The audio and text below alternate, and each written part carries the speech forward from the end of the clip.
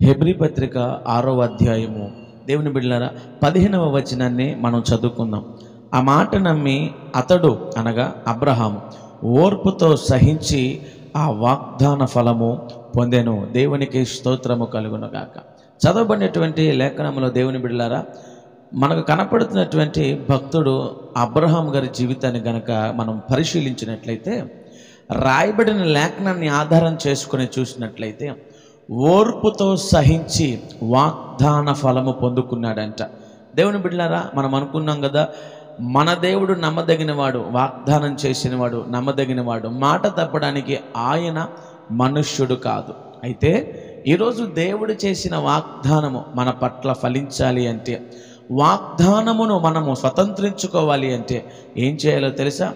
అబ్రహాము వలె ఓర్పు కలిగి జీవించాలి. దేవునికి స్తోత్రం కలుగును గాక. నిజమేనండి దేవుని బిడ్డలారా, బైబిల్ చెబుతుంది, మీ సహనము సకల జనులకు తెలియనీయుడి. ఈరోజు ప్రతి క్రైస్తవుడు ఓర్పు కలిగి జీవించాలి. ఎన్ని కష్టాలు ఎదురవుతున్నా, ఎన్ని శ్రమలు ఎదురవుతున్నా, ఎన్ని సమస్యలు నిన్ను చుట్టుముట్టి, నిందల వలయాలు, అప్పు బాధలు, అనారోగ్య సమస్యలు, వేటి చేత నువ్వు సతమతమైపోతూ ఉన్నా, నీకు కావాల్సింది ఏమిటో తెలుసా?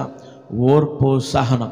ఎవరైతే ఓర్పు కలిగి వారి భక్తి జీవితంలో దేవుని కృప కొరకై కనిపెట్టుకొని ప్రార్థిస్తారో, వారికి దేవుడు చేసిన వాగ్దానము తప్పకుండా ఆయనే తన చేతుల మీదుగా జరిగేటట్లుగా మీ జీవితంలో గొప్ప కృపను కుమ్మరించగలుగుతాడు. ఆలోచించండి దేవుని బిడ్డలారా, ఈరోజు అబ్రహాం జీవితాన్ని మనం పరిశీలించినట్లయితే ఎంత ఓర్పు దేవుని బిడ్డలారా, ఎంత ప్రయాస, ఎంత కష్టము. ఈరోజు ఈ మాటలు వింటున్న ప్రియ దేవుని బిడ్డ, అమ్మ, తమ్ముడు, చెల్లి, ఈరోజు ఈ మాటలు వింటున్నటువంటి నా ప్రియ దేవుని బిడ్డలారా, ఆలోచించండి.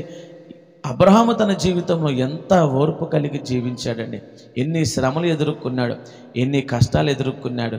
దేవుని బిడ్డలారా, దేవుడు వాగ్దానం చేసి తనకు ఇస్తానన్నటువంటి ఆ ఫలము నిమిత్తమై అబ్రహామును పరీక్షిస్తూ ఉన్నప్పుడు అబ్రహాము చూపిన విశ్వాసం ఎంత గొప్పదండి దేవుని బిడ్డలారా. చివరి నిమిషములో కూడా అద్భుతము చేయగలిగినటువంటి దేవుడు నీ యేసయ్య.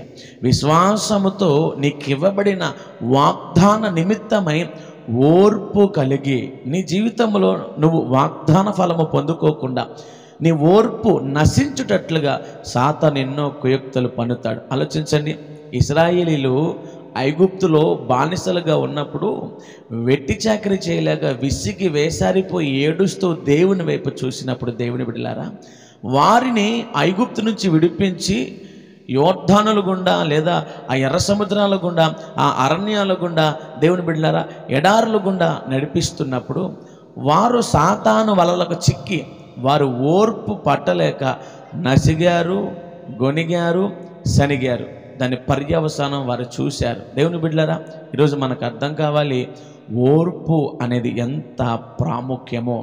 నువ్వు కూడా భక్తి చేస్తున్నప్పుడు నీ భక్తి జీవితంలో నిన్ను ఆ భక్తుల నుంచి తప్పించేద్దామని అపవాదిగాడు పలు రకాల మాయలు చేస్తాడు, రకరకాల పన్నాగాలు పన్నుతాడు, నీలో అవిశ్వాన్ని కలగజేస్తాడు.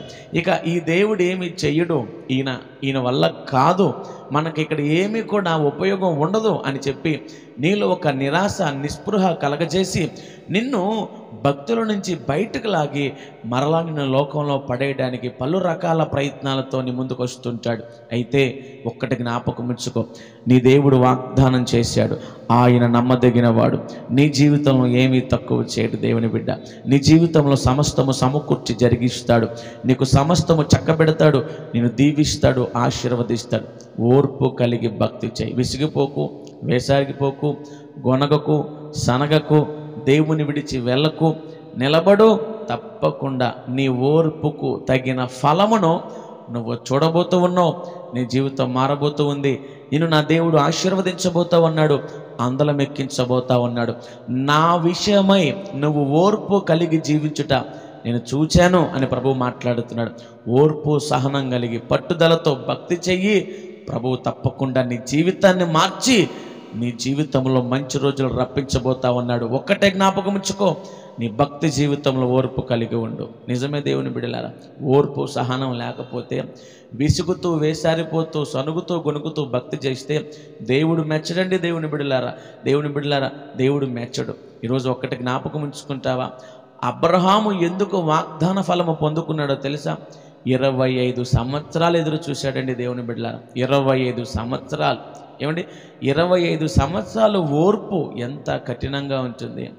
ఎన్ని బాధలు అనుభవించుంటాడు, ఎంతగా ఏడ్చుంటాడు, ఒంటరిగా కూర్చొని ఎన్నిసార్లు కన్నీళ్ళు పెట్టుంటాడు, వాగ్దాన ఫలము కొరకు ఎంత పరితపించుంటాడు, వాగ్దానము నెరవేర్పు కొరకు ఎంతగా ప్రయాసపడి ఉంటాడు, ఆ వాగ్దానము తన జీవితంలో స్వతంత్రించుకోవడం కోసం ఎంతగా నలిగిపోయాడు దేవుని బిడ్డలారా. అయినప్పటికీ దేవుని యందు విశ్వాసమును ఓర్పును విడిచిపెట్టక ఇస్సాకును పొందుకున్నాడు. నోటి నిండా నవ్వును దేవుడు అనుగ్రహించాడు, వారిని దీవించాడు. విస్తారమైనటువంటి ఇదిగోండి దేవుని బిడ్డల ఆశీర్వాదాన్ని అబ్రహాముకు దేవుడు అనుగ్రహించాడు. కారణం ఒకటే కదా, ఓర్పు కలిగి జీవిద్దామండి.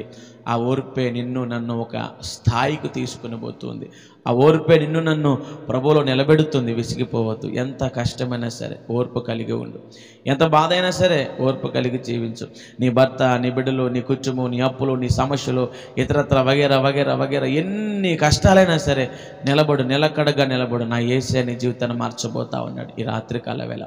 ఈరోజు విన్నటువంటి ఈ మాటలు మీ జీవితంలో ఫలించునుగాక అని ప్రభువు పేరిట నేను వేడుకుంటూ ఒక్కటి మాత్రం ఫైనల్గా చెప్తాను. ఓర్పు కలిగి జీవించండి. ఓర్పు సహనం మీద మీ భక్తి జీవితం ఆధారపడి ముందుకు నడిపించండి. నువ్వు కోరుకున్న జీవితం నువ్వు పొందుకుంటావు. నీ కొరకు ఒక చిన్న ప్రార్థన. మహాపరిశుద్ధుల దేవ వందనాలు.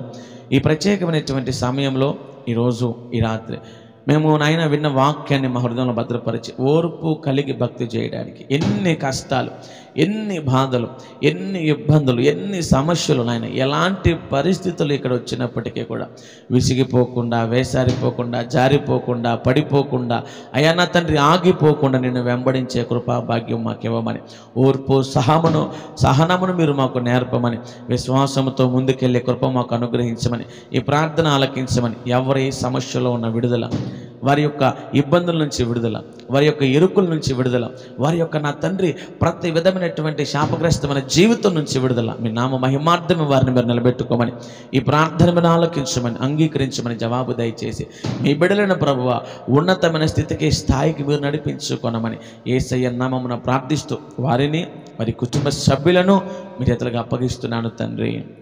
ఆమేన్. దేవునికి మహిమ కలుగును గాక. God bless you. ఈ రోజు నుంచి ఓర్పు కలిగి జీవించండి, అద్భుతాలు చూస్తారు. Praise the lord.